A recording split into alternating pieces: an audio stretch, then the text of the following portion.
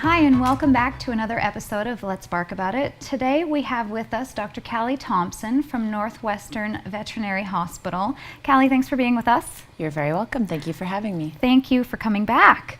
We're going to talk today about some cold weather safety tips and some holiday hazards. So, Calli, did you want to first talk about, I guess we'll talk about the cold weather safety tips.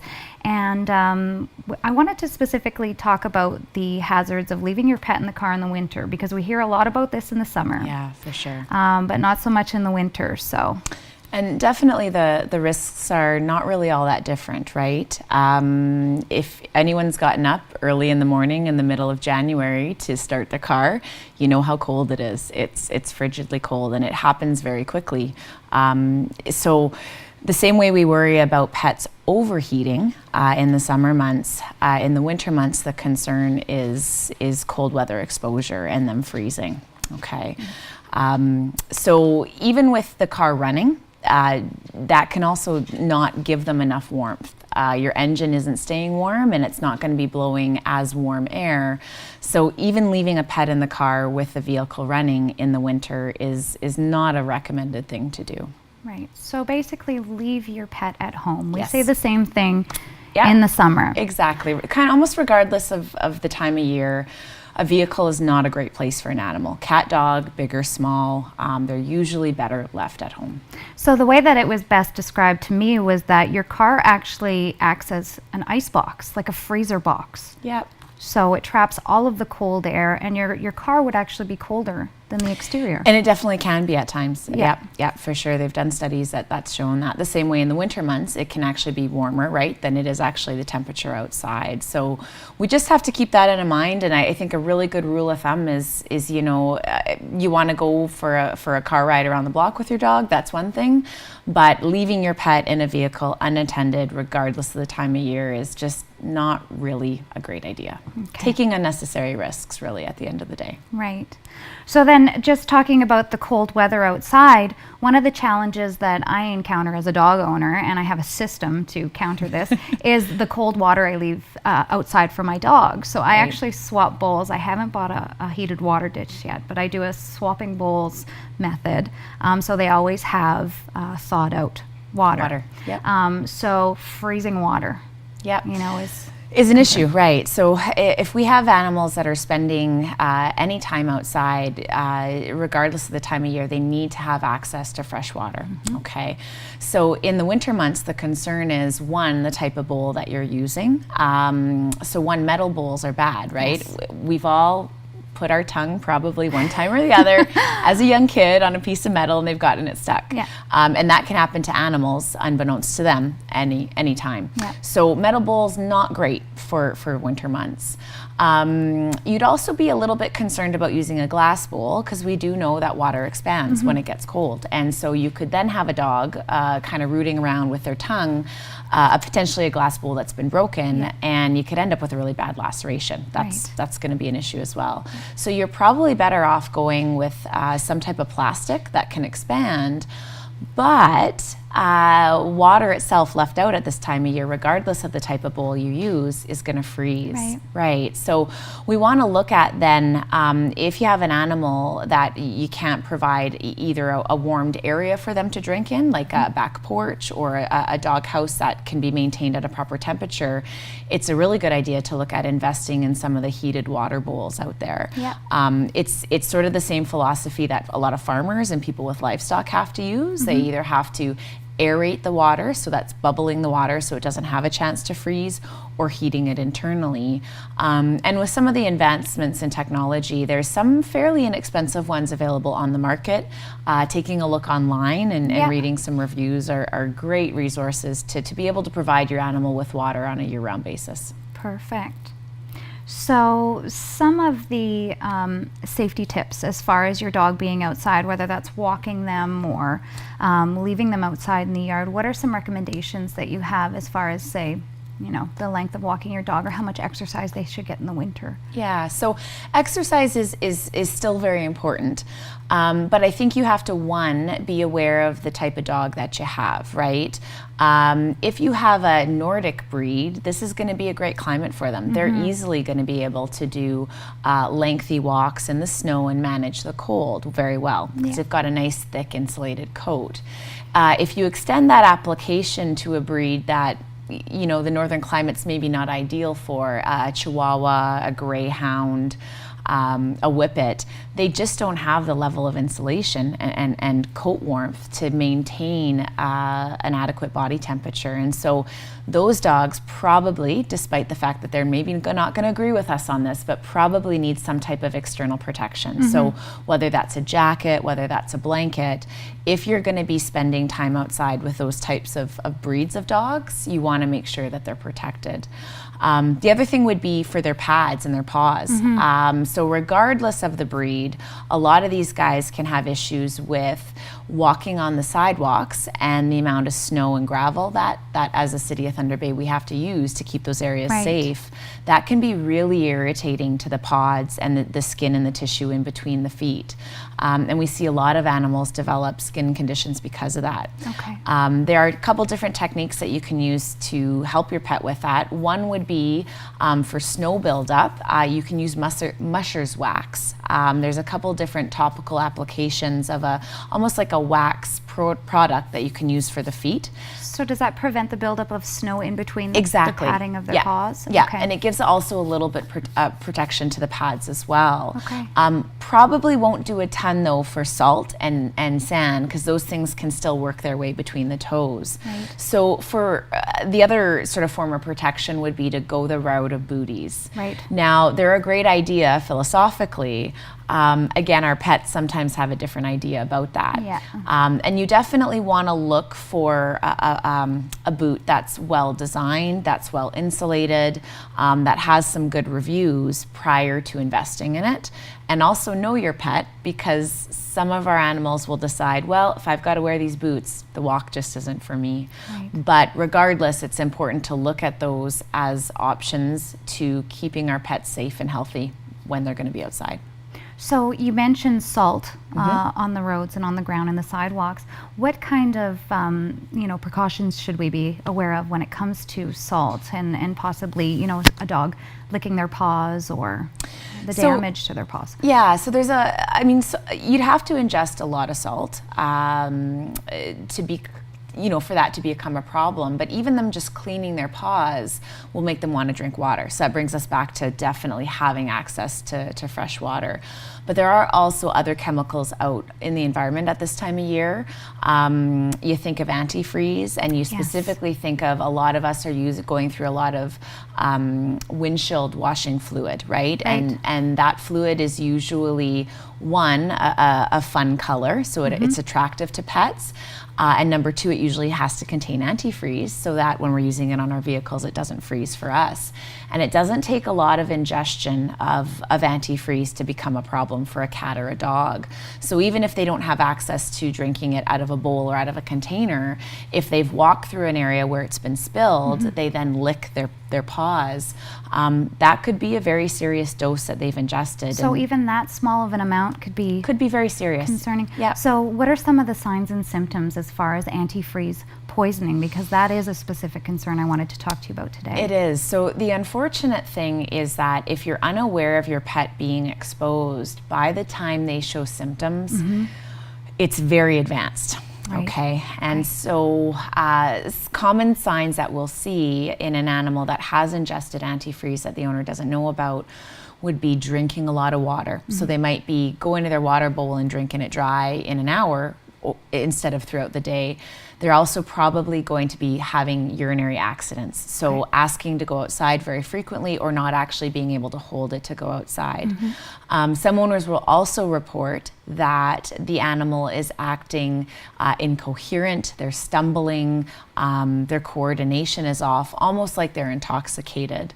Those would probably be the three biggest signs that we'll see with antifreeze ingestion. And you're saying that that can set on very quickly. It can, yeah. It can be a matter of 12 to 24 to 48 hours after ingestion.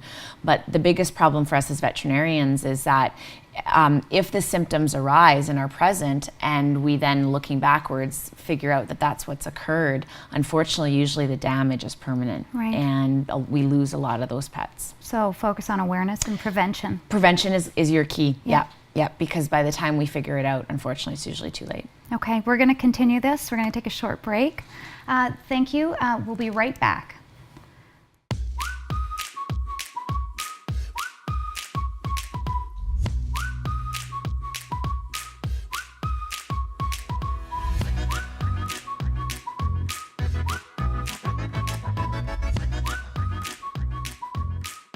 Hi, and welcome back from our break. We have with us here Dr. Calli Thompson to talk about cold weather safety tips.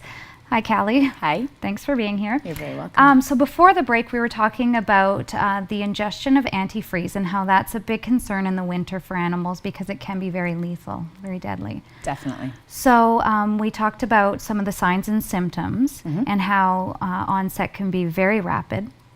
So if you were looking for emergency vet services in Thunder Bay, I know there's some confusion just as a pet owner myself, how to go about getting emergency services, and you yourself are very familiar with Yes, this. I have to provide it. Yes, on so a tell me regular a little basis. bit about the emergency vet services here at Thunder So Bay. one thing that's very important right off the bat is to make sure that everyone who owns a pet is registered with one of the local hospitals, whether it's us at Northwestern Veterinary Hospital or one of the other practices in town. It's very important that you have a veterinarian that you're registered with and that who sees your pet regularly, because all of the practitioners in town have to be able to provide our clients with emergency service, because unfortunately accidents and problems don't only arise from 9 to 5. They can Right. happen at 10 o'clock at night or 2 o'clock in the morning.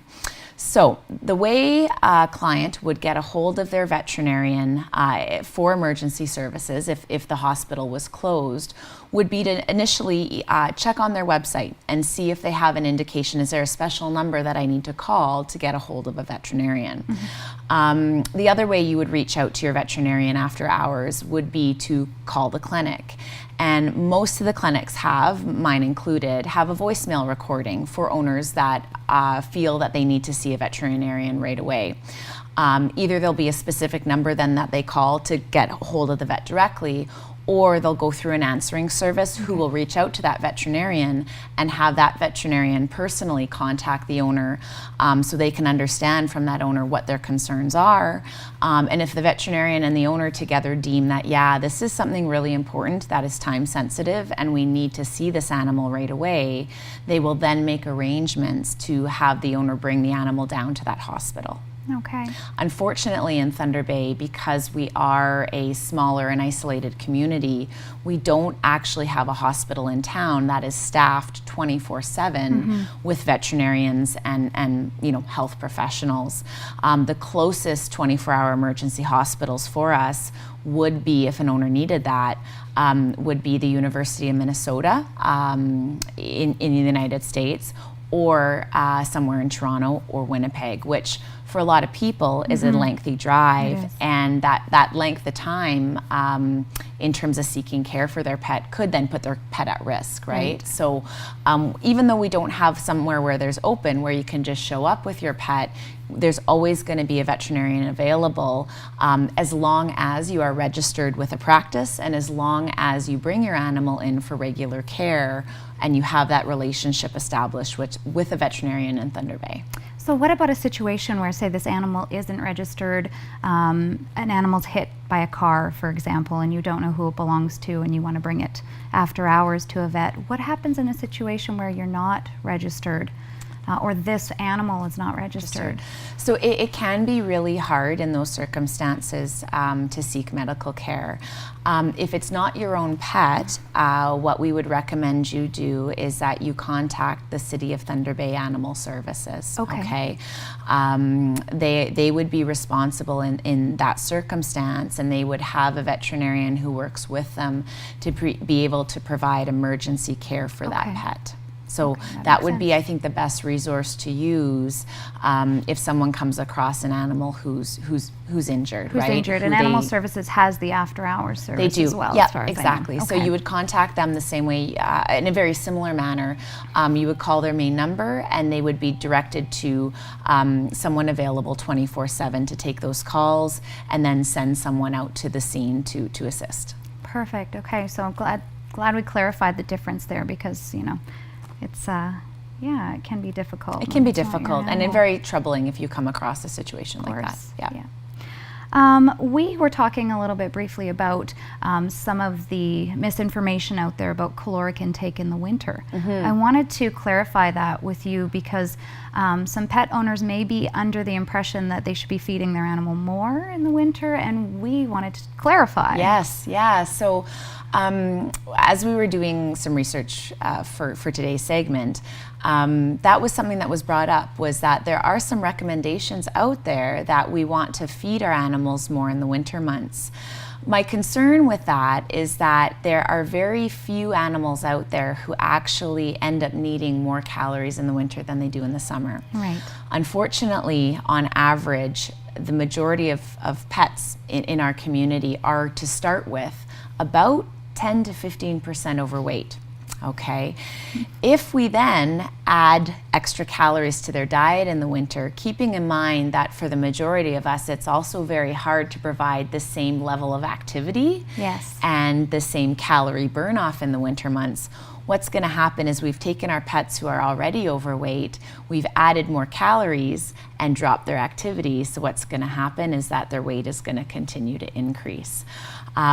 So from a medical standpoint, my personal recommendation with that would be that unless you had a working dog, like a sled dog, Yep. or a dog that you were doing a lot of hunting with in the winter months, that was already a lean, healthy body weight to begin with, those would be the only animals I could think of in our community that could really tolerate or even require extra calories in the winter months. Right.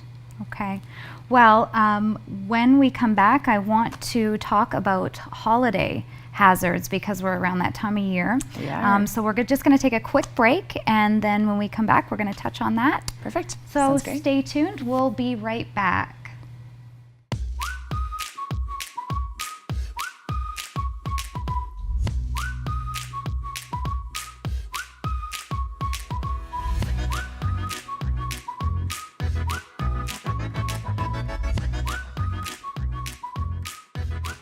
Hi, and welcome back from our break. We have with us here Dr. Calli Thompson from Northwestern Veterinary Hospital. Thanks for being with us today. You're very welcome. We're just going to continue talking, because it's that time of year where we're concerned about not only the cold weather safety, but holiday hazards. Yeah. So throughout the months of December and January, we're putting up decorations. We've got holiday baking around and then taking decorations down. So I wanted to talk to you about some of the hazards that people should be aware of in their home this time of year. Yeah, so holidays are a great time, right? We like to spoil ourselves and we like to spoil our pets, but we have to have a little bit of elevated level of awareness about what some of the hazards are that come at this time of year. So decorations in general would be one of them. And if you really take a minute and look at some of the decorations that we put up around our door frames or on our Christmas trees, they look very similar to a lot of the toys that we also purchase for our Right, pets at many that's times true. a year. And things that either make noise, things that are shiny and sparkly will attract attention, maybe more so for cats than for dogs. But they can definitely be a risk, because our pets don't know the difference between a decoration and a toy. Again, they can look very similar. So a lot of these Christmas decorations, if ingested, can make our pets very, very sick. And probably the biggest concern, the most textbook thing that we would see would be any type of what we call a linear toy. So that's tinsel, that can be ribbon that you use for wrapping or for decorating. Lots of our cats love to play with those because they move and they hang, and they're fun to play with. But if they're ingested and they cause an obstruction, they can lead to surgery. but more seriously, they can actually cause perforation in the intestine or in the stomach. And when that happens, it's a very serious medical emergency. Wow, okay. So again, just awareness, prevention. Yeah. Know where they are, know where you store them. Be aware when you're putting them up and taking them down. We're distracted usually when we're decorating our tree or decorating our house. So November, December, when we're getting ready for Christmas, it's very easy when you have that box out for, you know, a little four-legged guy to get in there and say, oh, this is great, and I'm going to take it to the corner. Yeah. And you might not even notice that that's happened. Same thing in January when we're packing everything up. That can be stressful, and maybe we're a little sad the holidays are over. Again, our attention isn't on our pets, but it's very easy for them to take, you know, a ball of ribbon that you've maybe placed on the table before you've put in the box to their bed or to the corner or to under the couch, play with it, ingest it, and we're going to pay the price for that, unfortunately. Or just doing away with certain decorations altogether, like tinsel, for Yeah. example, which is very appealing for cats. I've Very done much away so. with altogether at home this so year. you know, picking decorations that would be less of an ingestion hazard or not possible for them to ingest in the first place is always the best way to go about it. Okay. So the other thing that I wanted to talk to you about was, speaking of ingestion, was the holiday foods that we have around Yeah. our house, and how our pets may want to get into some of that, whether it be baking or turkey or, so let's talk a little bit about that. Yeah, so we like to spoil ourselves at Christmas with some foods that maybe we don't eat all year round. We save for the holidays. And a lot of us, because we're in the Christmas spirit, want to extend that to our pets. What we have to be aware of is a lot of those foods are quite high in calories, quite high in sugar, quite high in fats, and those can be really big problems for our pets. More mild ingestion of things like ham and maybe some baking goods could be just an upset stomach. But more seriously, we can see conditions like pancreatitis develop, which can be very life-threatening. If you ingested chocolate or a baking product that contained enough chocolate, chocolate can be toxic to dogs. In mild cases of chocolate exposure, you might just have an upset tummy. But in more serious cases, if the amount of ingestion is high enough, you can see things like seizures or even death from consumption. So got to be aware of those So things. what would a large amount of, say, chocolate consist of that would cause something? Yeah, so the higher the actual cocoa concentration in the chocolate, the more dangerous it is, okay? So something like white chocolate actually doesn't have cocoa in it. It's mainly sugar. So cocoa is the ingredient that It is. you need to be aware of. Yeah, you really need to be aware of that. So if you're doing baking that has dark chocolate in it, even though the amount of dark chocolate in there that might be small, the concentration of cocoa in that chocolate and the chemical within the cocoa that's actually toxic to dogs would be very high. And that would be somewhere where maybe just a chocolate cookie is enough to cause a problem. Wow. And so, again, what are some of the signs and symptoms of toxicity? Yeah, in so chocolate? usually we're going to initially see gastrointestinal upset. So that's usually going to present with vomiting and diarrhea. Okay. From there, we could see hyperexcitability. So our pets are almost like a sugar high. They're bouncing off the walls. They're really excited. They're almost hyperstimulated. Okay. More serious would be that hyperstimulation can lead to actually a seizure. Okay. So the sooner that we know our animal has ingested it, the better. Okay. And what we want to do is immediately reach out to either to go directly to our veterinarian and make a phone call to them, chat with them about what's being ingested by your pet and what they could do at home. After hours, there's actually a very good line. The ASPCA has a toxicology line, and that number is available on most of our websites, as well as the ASPCA publishes the toxicology number on their website.